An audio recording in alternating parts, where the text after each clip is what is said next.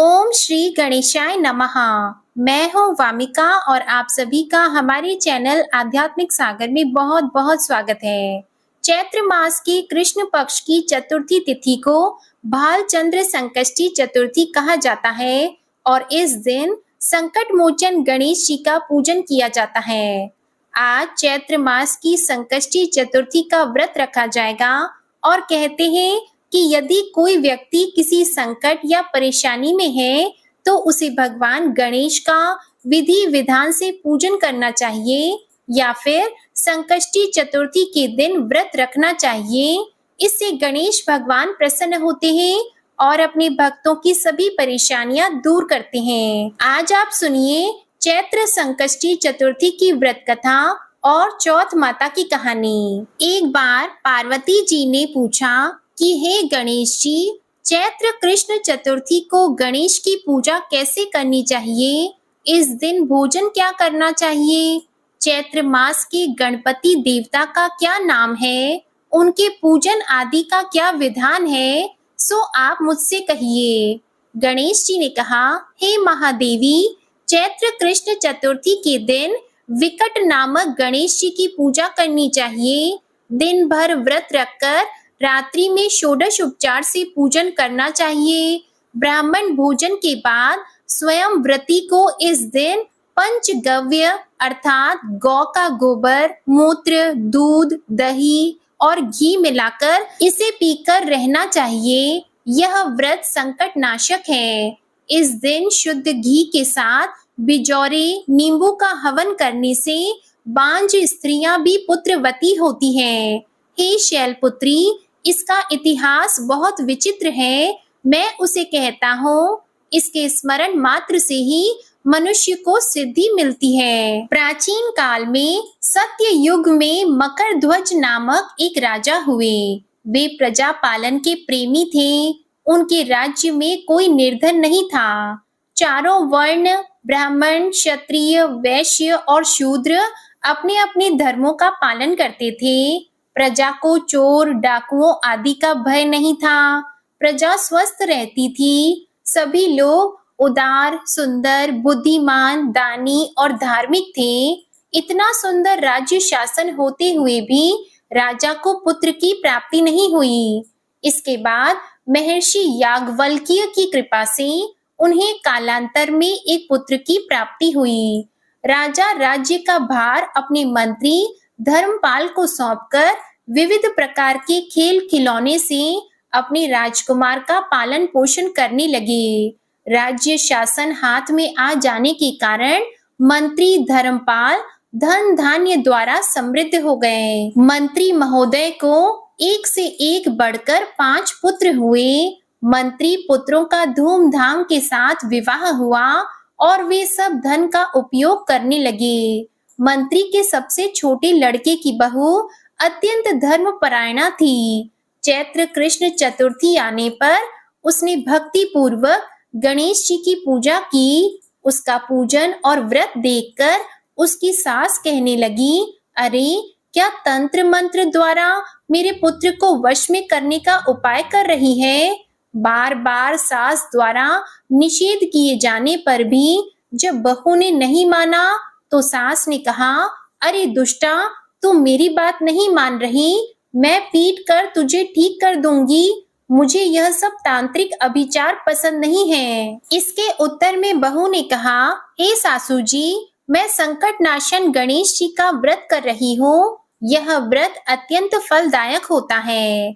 अपनी बहू की बात सुनकर उसने अपने पुत्र से कहा, हे पुत्र, तुम्हारी बहू जादू टोने पर उतारू हो गई है। मेरे कई बार मना करने पर भी वह दुराग्रह वश नहीं मानती। इस दुष्टा को मार पीट कर ठीक कर दो। मैं गणेश को नहीं जानती कि ये कौन है और इनका व्रत कैसे होता है। हम लोग तो राजकुल के मनुष्य हैं, फिर हम लोगों की किस विपत्ति को ये नष्ट करेंगे। माता की प्रेरणा से उसने बहू को मारा और पीटा। इतनी पीड़ा सहकर भी उसने व्रत किया। पूजन उपरांत वह गणेश जी का स्मरण करती हुई उनसे प्रार्थना करने लगी कि हे गणेश जी, हे हेरंब, आप हमारे सास ससुर को किसी प्रकार का कष्ट नहीं दीजिए। हे गणेश्वर, जिससे उनके मन में आपके प्रति भक्ति भाव जागृत हो। विभु विश्वात्मा गणेश जी ने सबके देखते ही देखते राजकुमार का अपहरण करके मंत्री धर्मपाल के महल में उसे छिपाकर रख दिया। बाद में उसके वस्त्र आभूषण आदि उतारकर राजमहल में फेंक दिया और स्वयं अंतर ध्यान हो गए। इधर राजा ने अपने पुत्र को शीघ्रता से पुकारा, परंतु कोई प्रत्युत्तर न मिला। फिर उन्होंने मंत्री के महल में जाकर पूछा कि मेरा राजकुमार कहाँ चला गया। महल में उसके सभी वस्त्र आभूषण तो हैं, लेकिन राजकुमार कहाँ चला गया है? किसने ऐसा निंदनीय कार्य किया है? हाय, मेरा राजकुमार कहाँ गया? राजा की बात सुनकर मंत्री ने उत्तर दिया, हे राजन, आपका चंचल पुत्र कहाँ चला गया, इसका पता मुझे नहीं है। मैं अभी गांव, नगर, बाग, बगीचे आदि सभी स्थानों में खोज कराता हूँ। इसके बाद राजा अपने सभी नौकरों, सेवकों आदि से कहने लगे, हे अंगरक्षकों, मंत्रियों, मेरे पुत्र का पता शीघ्र ही लगाओ। राजा का आदेश पाकर दूत लोग सभी स्थानों में खोज करने लगे। जब कहीं भी पता न लगा तो आकर राजा से डरते डरते निवेदन किया कि महाराज, अपहरणकारियों का कहीं सुराग न मिला। राजकुमार को आते जाते किसी ने नहीं देखा। उनकी बातों को सुनकर राजा ने मंत्री को बुलवाया। मंत्री से राजा ने पूछा कि मेरा राजकुमार कहाँ है? हे धर्मपाल, मुझसे साफ साफ बता दे कि राजकुमार कहाँ है। उसके वस्त्र आभूषण तो दिखाई पड़ रहे हैं, केवल वह नहीं है। अरे नीच, मैं तुम्हारा वध कर डालूंगा, तेरे कुल को नष्ट कर दूंगा, इसमें जरा भी संदेह नहीं है। राजा द्वारा डांट पड़ने पर मंत्री चकित हो गया। मंत्री ने सिर झुकाकर कहा कि हे भूपाल, मैं पता लगाता हूँ। इस नगर में बालक अपहरणकर्ताओं का कोई गिरोह नहीं है और न तो दूत, डाकू आदि ही रहते हैं। फिर भी हे प्रभु, पता नहीं किसने ऐसा नीच कर्म किया और न जाने वह कहाँ भाग गया।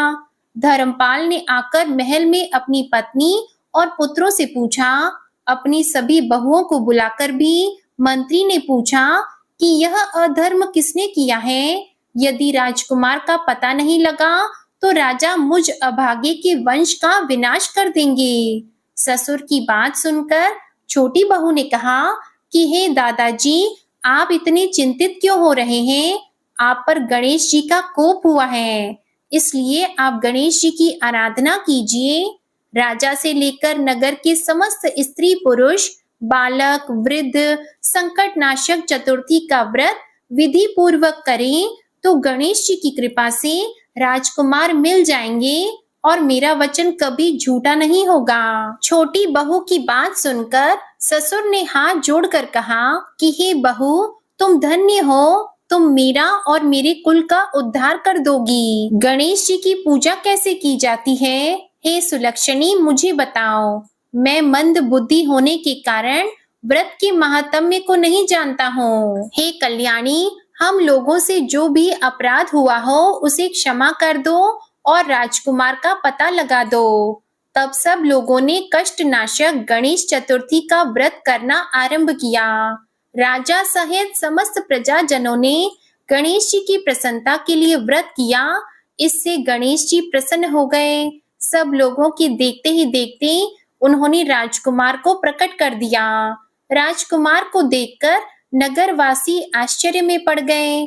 सब लोग बहुत प्रसन्न हुए और राजा के हर्ष की तो सीमा नहीं रही। सब लोग कह उठे, गणेश जी धन्य है और साथ ही साथ मंत्री की छोटी पुत्र वधू भी धन्य है, जिसकी कृपा से मेरा पुत्र यमराज के यहाँ जाकर भी लौट आया। अतः सब लोग इस संतानदायक व्रत को निरंतर विधि पूर्वक करते रहें। श्री कृष्ण ने कहा, हे राजन युधिष्ठिर, त्रैलोक्य में इससे बढ़कर कोई दूसरा व्रत नहीं है। हे कुरु कुलदीपक, आप भी अपने विविध क्लेशों के शमनार्थ इस व्रत को अवश्य कीजिए। श्री कृष्ण जी के मुख से इस कथा को विस्तार पूर्वक सुनकर युधिष्ठिर ने बड़े ही भक्ति भाव से चैत्र कृष्ण चतुर्थी का व्रत किया और गणपति भगवान की कृपा से अपने खोए हुए राज्य को पुनः प्राप्त कर लिया। इस प्रकार चैत्र कृष्ण पक्ष गणेश चतुर्थी व्रत कथा समाप्त होती है। प्रेम से बोलिए गणेश भगवान की जय। अब सुनिए चौथ माता की कथा। पौराणिक कथा के अनुसार एक गांव में एक सेठ सेठानी थे। उनके एक बेटा और एक बहू थे। बहू सबको भोजन करा के फिर स्वयं भोजन करती थी। एक पड़ोसन ऐसी भी थी जो रोज पूछती थी कि बहू आज क्या बनाया है, क्या खाया है, तो बहू कहती ठंडो बासी। एक दिन उसके पति ने ऐसा सुनकर विचार किया कि आज तो पकवान बनाए जाएं, फिर देखें कि मेरी पत्नी क्या कहती है। उसने तरह तरह के पकवान बनवाए और घर के सभी लोगों ने एक साथ बैठकर भोजन किया। आज भी पड़ोसन ने पूछा तो बहू ने कहा कि ठंडो बासी। सेठ के लड़के ने सोचा हो न हो कोई बात अवश्य है जिससे कि मेरी पत्नी ऐसा कहती है।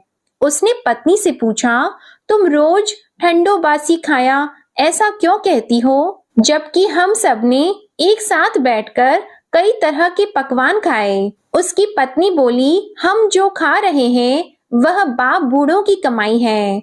जिस दिन आप कमा कर लाओगे उस दिन मैं समझूंगी कि ताजा भोजन कर रहे हैं। अब एक दिन लड़के ने माँ से कहा मैं एक बड़े शहर में कमाई करने जा रहा हूँ। माँ बोली बेटा अपने पास इतना धन है कि खाया नहीं खत्म होगा। माँ के मना करने पर भी बेटे ने स्वयं कमाने का दृढ़ निश्चय कर लिया और जाते समय पत्नी से कहा मैं जब तक कमाकर बहुत सा धन लेकर न आऊं तुम चूल्हे की आग मत बुझने देना। एक दिन चूल्हे की आग बुझ गई तो वह मन ही मन घबराने लगी, कहीं मेरे पति पर संकट तो नहीं आन पड़ा। जल्दी से पड़ोस में से आग लाकर चूल्हे में रख दूं, ऐसा विचार करके पत्नी पड़ोस में गई। वहां पड़ोसन चौथ माता का व्रत और पूजन कर रही थी। पड़ोसन ने कहा थोड़ी देर में आकर ले जाना। तो बहू ने पड़ोसन से पूछा आप यह व्रत क्यों करती हैं, इससे क्या मिलता है। पड़ोसन ने कहा चौथ माता के इस व्रत को करने से अन्न और लक्ष्मी मिलती है और अपनी मनोकामनाएं पूर्ण होती हैं। अब बहू भी चौथ माता का व्रत करने लगी। दीवार पर उसने चौथ माता का चित्र बनाया। उस दिन घी और गुड़ का चूरमा बनाकर रात्रि को चंद्रमा को अर्घ देकर उसने भोजन किया। ऐसा करते करते बहुत दिन हो गए। चौथ माता ने उस बहू के पति को सपना दिया कि साहूकार का बेटा तू जागे कि सोवे, तेरी पत्नी तुझे बहुत याद कर रही है, घर जाकर उसकी चिंता मिटा दे। तू दुकान खोलकर कंकु केशर का पगलिया बना के बैठ जाना, आज तेरा हिसाब किताब चुकता हो जाएगा। अब तो चौथ माता ने जैसा कहा था वैसा ही हुआ। उसने घर जाने की तैयारी की और गाड़ी भर के धन दौलत लेकर चल दिया। रास्ते में एक बड़ा सा काला नाग फन फैलाए बैठा था और कहने लगा आज तो मैं तुझे डसूंगा, छोड़ूंगा नहीं, आज तेरी आयु पूरी हो गई है। सेठ के लड़के ने कहा आज चौथ माता ने मुझे सपना दिया तो मैं पत्नी से मिलने घर जा रहा हूँ। वहाँ मेरी पत्नी बहुत चिंता कर रही है, मैं उससे मिलकर जरूर आऊंगा, तब तुम मुझे डस लेना। नाग ने कहा तुम शपथ पूर्वक कहकर जाओ तो मैं तुम्हें जाने दूंगा, परंतु लौट कर नहीं आए तो तुम्हारे घर आकर मैं तुम्हें डस लूंगा। इस प्रकार सांप को वचन देकर वह घर पहुंचा। वहां सभी से हंसी खुशी से मिला और भोजन करने उदास होकर बैठ गया। उसकी पत्नी ने उदास होने का कारण पूछा तो पति ने काले नाग वाली बात बताते हुए कहा कि यदि मैं उसके पास नहीं जाऊंगा तो वह घर आकर ही मुझे डस लेगा। पत्नी बहुत चतुर थी। उसने कहा कि आप घबराओ नहीं, लेट जाओ, मैं एक उपाय करती हूँ। पत्नी ने कमरे की 7 पेड़ी धोई। पहली पेड़ी पर रेत, दूसरी पर इत्र, तीसरी पर गुलाल फूल, चौथी पर कंकु केशर, पांचवी पर लड्डू पेड़ा, छठी पर गादी गलीचा और सातवीं पेड़ी पर दूध का कटोरा भरकर रख दिए। इस प्रकार वह 7 ही पेड़ी सजाकर बैठ गई। आधी रात होते ही नाग आकर पेड़ी चढ़ने लगा। पहली पेड़ी पर रेत में लौट गया और कहने लगा कि सेठ की बहू ने आराम तो बहुत दिया, पर वचनों से बंध कर आया हूँ, सो डसूंगा अवश्य ही। इसी प्रकार 7 पेड़ियों पर नाग आराम करता हुआ और कहता हुआ कि डसूंगा जरूर, कमरे में जाने ही वाला था कि चौथ माता ने विचार किया कि मैं इसे नहीं बचाऊंगी तो संसार में धर्म कर्म और व्रत पूजन को कौन मानेगा। अब तो गणेश जी, चंद्रमा जी और चौथ माता ने उसे बचाने का विचार किया। चंद्रमा जी ने उजाला किया, चौथ माता ढाल बनी और गणेश जी ने तलवार लेकर नाग को मार दिया और ढाल से ढक दिया। अब बहू भी थकी हारी सो गई। दिन निकला तो लोग बेटे से मिलने आए, परंतु बेटा बहू तो उठे ही नहीं थे। बहुत देर हो गई तो माँ उन्हें उठाने गई। माँ ने 7 पेड़ियों पर जो कुछ देखा तो वो बहुत ही घबराई और बेटा बहू को आवाज लगाई। बेटा बहू उठे तो देखा कि एक ढाल तलवार वहां पड़ी है। अब ढाल उठाई तो वही काला नाग मरा हुआ पड़ा है। बेटा बहू ने सोचा कि आज तो धर्म कर्म ही आड़े आए हैं, जो भगवान गणेश जी और चौथ माता ने अपनी रक्षा की। हे चौथ माता, आपने जैसी सेठ के बेटे बहू की रक्षा की, वैसी ही सबकी रक्षा करना। बोलो चौथ माता की जय। गणेश चतुर्थी की अनेक पौराणिक कथाएं प्रचलित हैं, जिसमें से एक कथा के अनुसार एक बार भगवान शिव और माता पार्वती नर्मदा नदी के तट पर बैठे हुए थे। तभी माता पार्वती ने भोलेनाथ से समय बिताने के लिए चौपड़ खेलने को कहा। देवी पार्वती के आग्रह करने पर भगवान शिव चौपड़ खेलने के लिए तैयार हो गए, परंतु इस खेल में हार और जीत का फैसला कौन करेगा, यह प्रश्न माता पार्वती के सामने उठा। ऐसे में भगवान शिव ने कुछ तिनके एकत्रित कर उसका पुतला बनाकर उसकी प्राण प्रतिष्ठा की और पुतले से कहा कि हम चौपड़ खेलना चाहते हैं, लेकिन हमारी हार जीत का फैसला करने वाला यहाँ कोई भी नहीं है, इसलिए तुम्हें बताना होगा कि हम में से कौन जीता और कौन हारा। यह कहने के बाद खेल शुरू हो गया और संयोगवश तीनों बार माता पार्वती जी जीत गईं। खेल खत्म होने पर भगवान शिव ने उस बालक से हार और जीत का फैसला करने के लिए कहा, तो बालक ने पक्षपात करते हुए भगवान शिव को विजयी बता दिया, जिसे सुनकर माता पार्वती जी अत्यंत क्रोधित हो गईं और क्रोध में आकर उन्होंने उस बालक को लंगड़ा होने और कीचड़ में पड़ा रहने का श्राप दे दिया।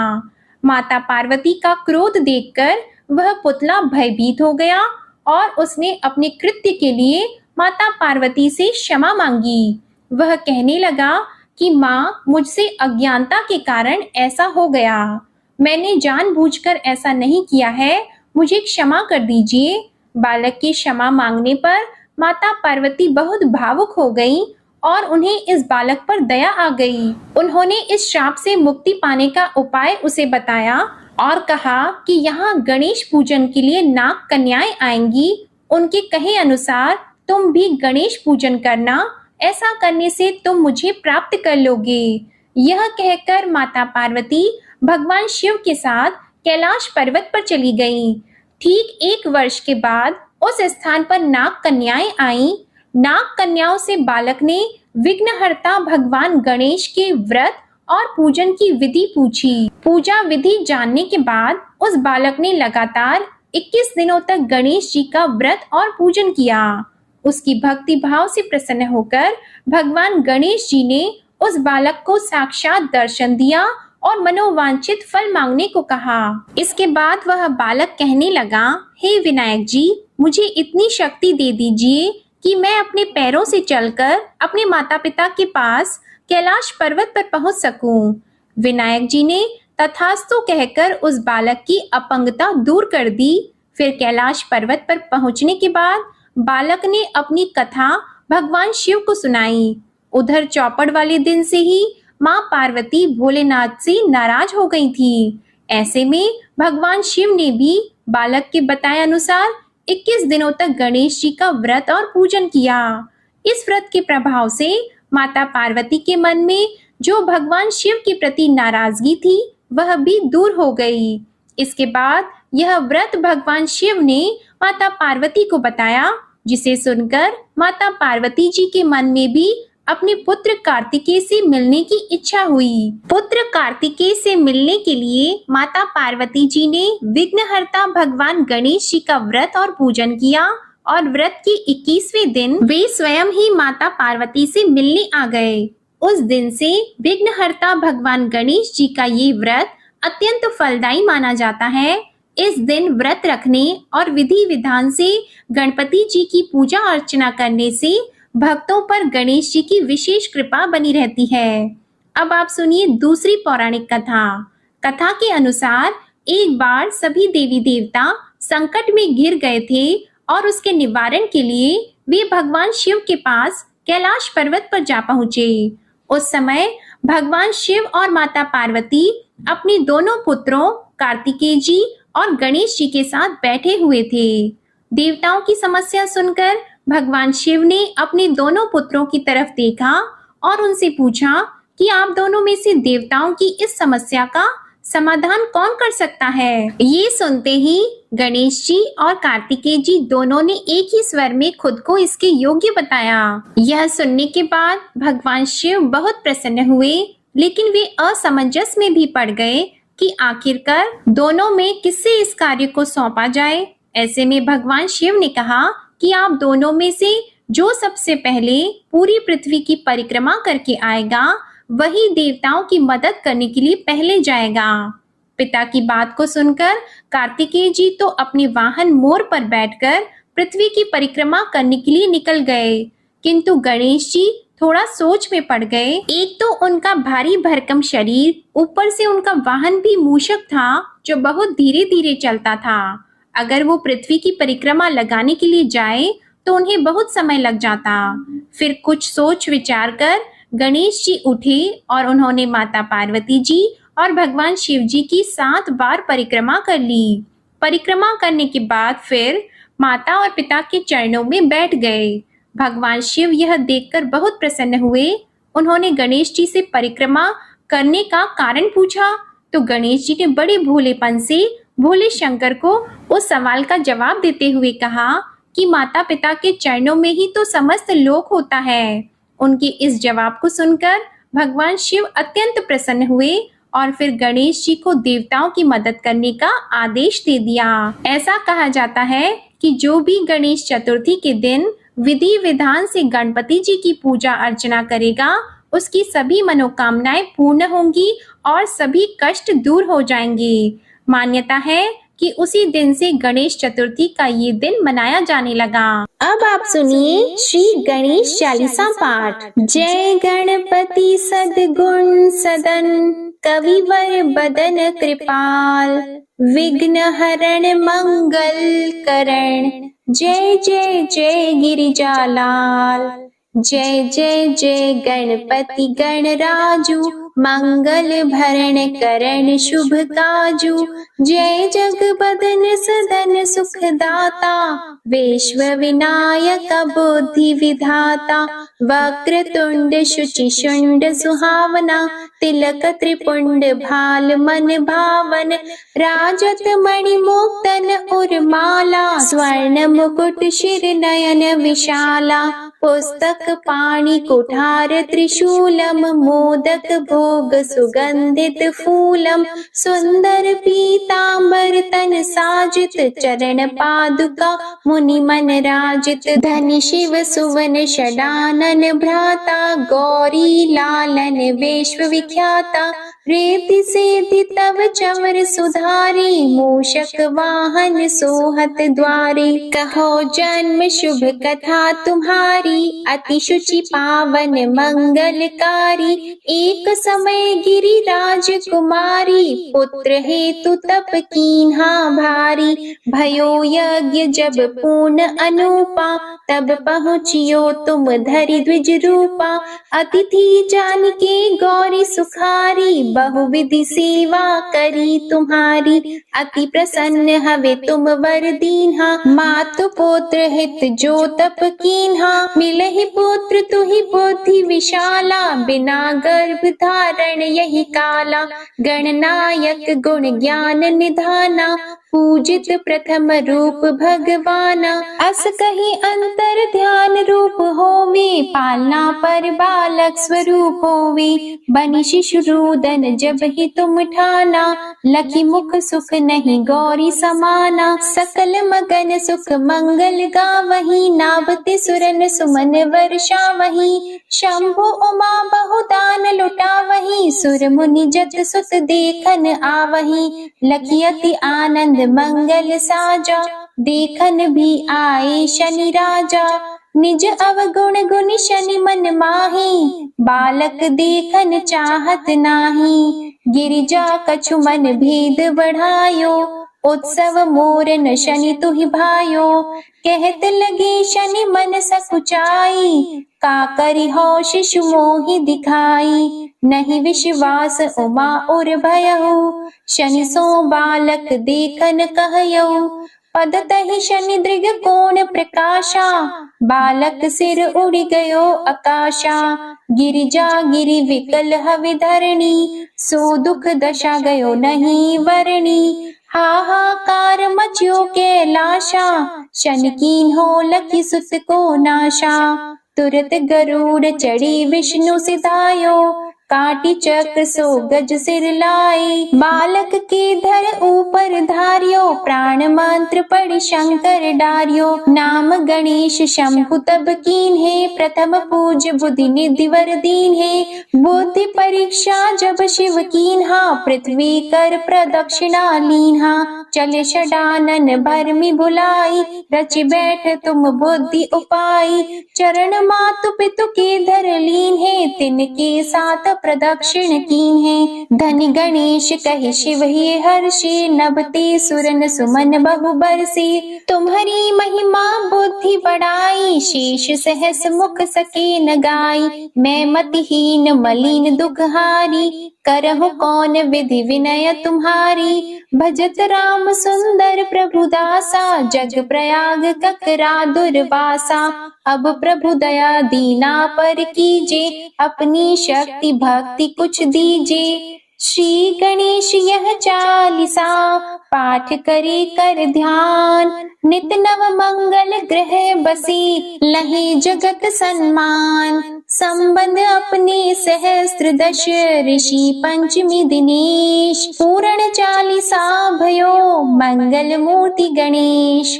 श्री गणेश चालीसा समाप्त होती है। प्रेम से बोलिए भगवान श्री गणेश की जय। आशा करती हूँ आप सभी का संकष्टी चतुर्थी का व्रत सफल हो और भगवान गणपति जी की कृपा आप पर सदा बनी रहे। आपको आज की कथा, ये वीडियो और चालीसा पसंद आए तो वीडियो को लाइक करके चैनल को जरूर सब्सक्राइब करिएगा और कमेंट में भगवान गणपति जी की जय जरूर लिखिएगा। ओम श्री गणेशाय नमः।